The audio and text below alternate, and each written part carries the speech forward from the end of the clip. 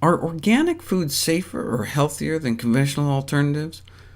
Two separate questions. Some consumers are interested in getting more nutrients, whereas others are more concerned about getting less pesticides.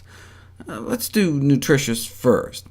Hundreds of studies reviewed, and they didn't find significant differences for most of the traditional nutrients like vitamins and minerals, and so concluded that despite the widespread perception that organically produced foods are more nutritious, they didn't find robust evidence to support that perception.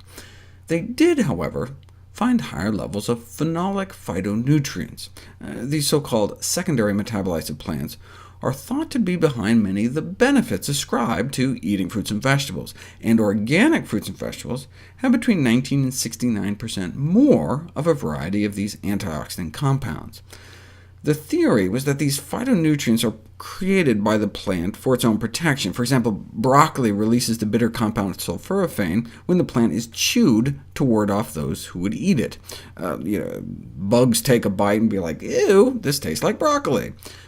But pesticide-laden plants are bitten less by bugs, and so may be churning out less of these compounds, whereas plants raised organically are in a fight for their lives and necessarily have to produce more protection. That was the theory anyway, but we don't have good evidence to back it up. More likely it has to do with the fertilizer. Plants given high-dose synthetic nitrogen fertilizers may divert more resources to growth rather than defense. These antioxidants may protect the plant, but what about us?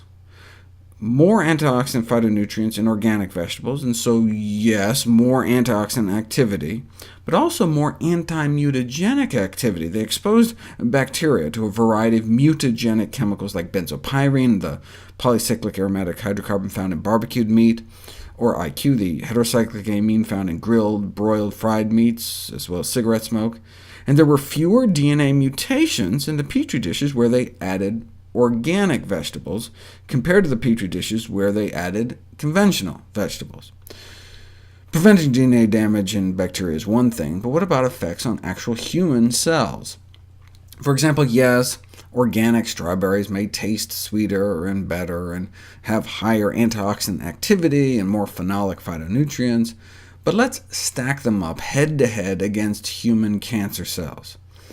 Extracts from organically grown strawberries suppress the growth of colon cancer cells and breast cancer cells significantly better than extracts from conventional strawberries.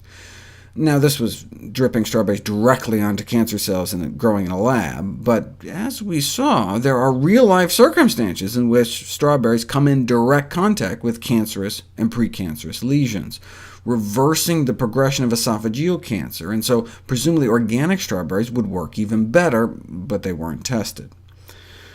So although in vitro studies showed higher antioxidant and higher anti-mutagenic activity, as well as better inhibition of cancer cell proliferation, clinical studies on the impact of eating organic on human disease simply haven't been done.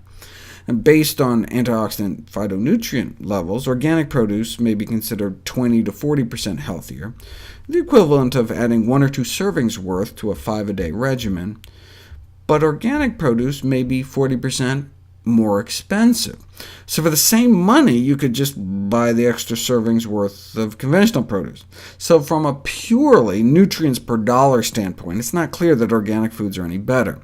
But people may buy organic foods to avoid chemicals, not just because they're more nutritious, which brings us to the next question, or are organic foods safer? Which I'll address next.